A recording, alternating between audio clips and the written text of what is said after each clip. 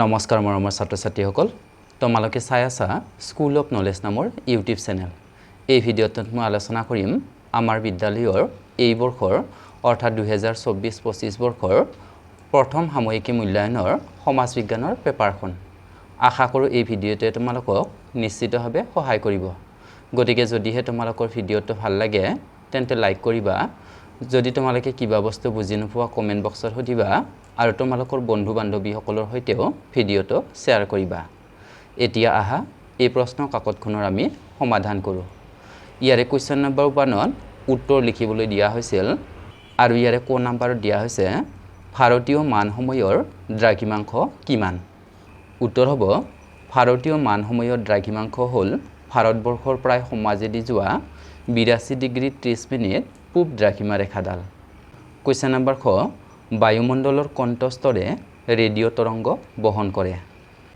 উত্তৰ হ'ব বায়ুমণ্ডলৰ থাৰ্মোস্ফিয়াৰ স্তৰে ৰেডিঅ' তৰংগ বহন কৰে কোৱেশ্চন নম্বৰ গ বৰ্তমান অসমৰ ৰাষ্ট্ৰীয় ঘাইপথ কিমানটা উত্তৰ হ'ব বৰ্তমান অসমত মুঠ ৰাষ্ট্ৰীয় ঘাইপথ 38টা কোৱেশ্চন নম্বৰ ঘ নীতি আয়োগৰ অধ্যক্ষ কোন উত্তৰ হ'ব নীতি আয়োগৰ অধ্যক্ষ হৈছে ভাৰতৰ প্ৰধানমন্ত্ৰী কোৱেশ্চন নম্বৰ উঙ মহাভাষ্য সংস্কৃত ব্যাকৰণখন কোনে ৰচনা কৰিছিল উত্তৰ হ'ব মহাভাষ্য গ্ৰন্থখন পতঞ্জলীয়ে ৰচনা কৰিছিল কোৱেশ্চন নম্বৰ প্ৰথম ছ আমাৰ দেশৰ প্ৰধান জীৱিকাৰ ক্ষেত্ৰ কি উত্তৰ হ'ব আমাৰ দেশৰ জীৱিকাৰ প্ৰধান ক্ষেত্ৰ হৈছে কৃষি কোৱেশ্চন নম্বৰ দ্বিতীয় ছ শিলাদৈত্যৰ আন এটা নাম কি আছিল উত্তৰ হ'ব শিলাদৈত্যৰ আন এটা নাম হৰ্ষবৰ্ধন আছিল কোৱেশ্চন নম্বৰ বৰ্গীয় জ সঞ্চয়ৰ অৰ্থ কি উত্তৰ হ'ব মাহটোৰ বাবে প্ৰয়োজনীয় খৰচ কৰি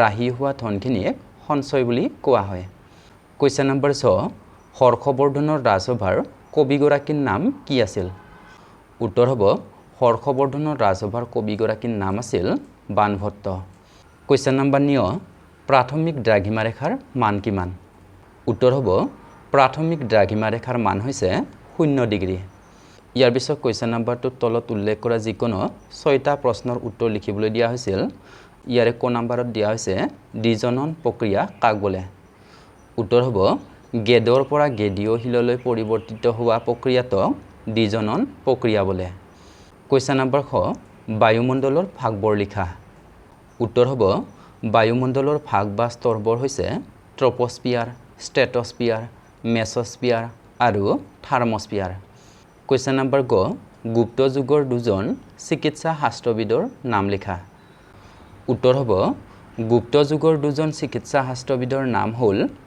চৰক আৰু সুশ্ৰুত কোৱেশ্চন নম্বৰ ঘ দিয়া হৈছে পল্লৱসকলৰ দুটা অৱদান লিখা উত্তৰ হ'ব পল্লৱসকলৰ দুটা অৱদান হ'ল সাহিত্য চৰ্চাত সংস্কৃত ভাষাৰ প্ৰয়োগ আৰু বৈষ্ণৱ আৰু শৈৱ সাহিত্যৰ বিকাশ কৰা কোৱেশ্চন নম্বৰ উঙ দৈনিক বজাৰ আৰু সাপ্তাহিক বজাৰৰ দুটা পাৰ্থক্য লিখা ইয়াৰ উত্তৰ হ'ব দৈনিক বজাৰ আৰু সাপ্তাহিক বজাৰৰ মাজত থকা পাৰ্থক্যবোৰ হ'ল 1 নম্বৰ দৈনিক বজাৰ নিতৌ খোলা থাকে আনহাতে সাপ্তাহিক বজাৰ সপ্তাহটোৰ যিকোনো এটা বা দুটা নিৰ্দিষ্ট দিন বা বাৰত বহে 2 নম্বৰ দৈনিক বজাৰত প্ৰত্যেক সামগ্ৰীৰ এক নিৰ্দিষ্ট দৰ থাকে আনহাতে সাপ্তাহিক বজাৰত একেজাতীয় সামগ্ৰীৰ কেইবাখনো দোকান থাকে বাবে তুলনামূলকভাৱে বস্তুৰ দাম কিছু সস্তা হয় কোৱেশ্চন নম্বৰ প্ৰথম ছত সুধিছে মাটি কাক বোলে উত্তৰ হ'ব আগ্নেয়গিৰিৰ উদগিৰণৰ সময়ত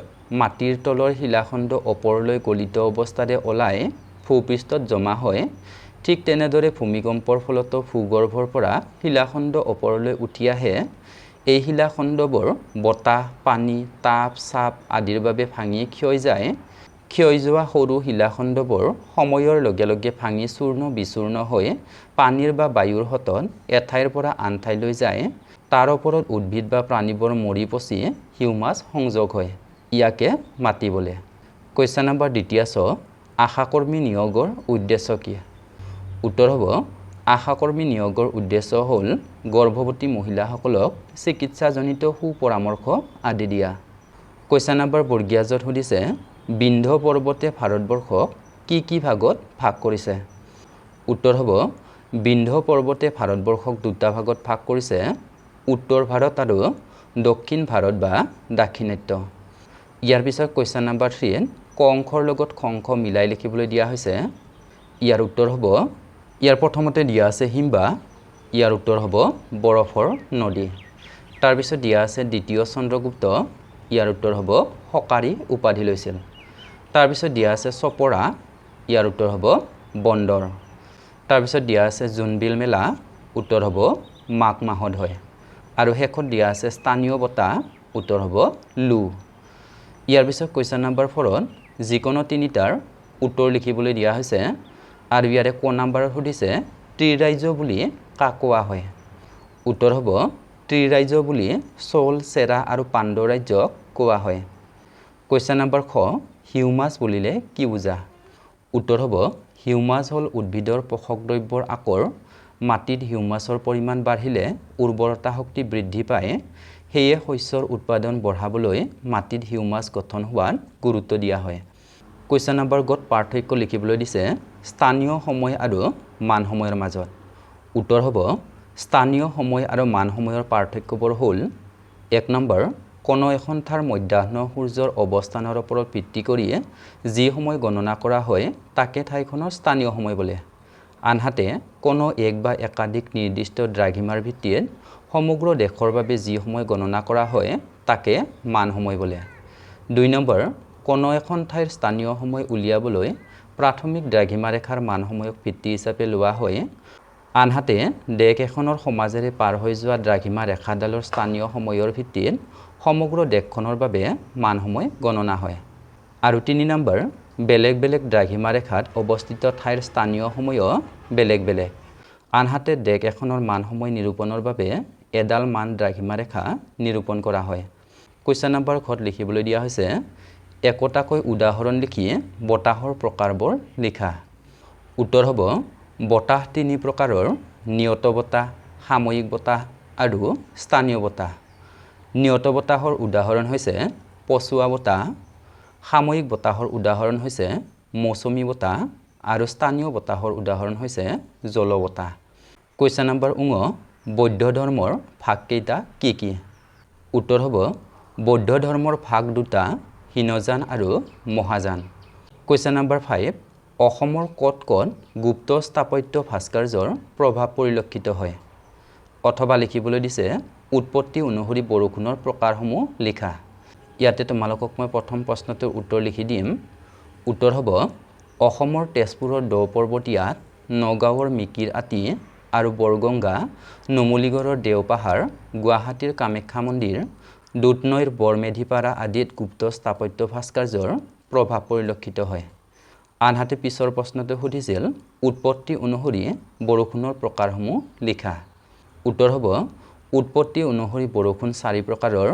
সেইবোৰ হ'ল পৰিচলন বৰষুণ, শৈলক্ষেপ বৰষুণ বা শিল বৰষুণ, ঘূৰ্ণী বৰষুণ আৰু অৰণ্যৰ বৰষুণ।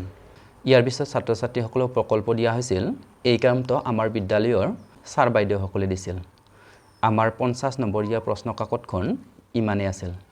তোমালোক সকলোলৈকে ভিডিঅ'টো আৰম্ভণিৰ পৰা শেষলৈকে ইমান মনোযোগেৰে চাই থকাৰ বাবে ধন্যবাদ জনালোঁ।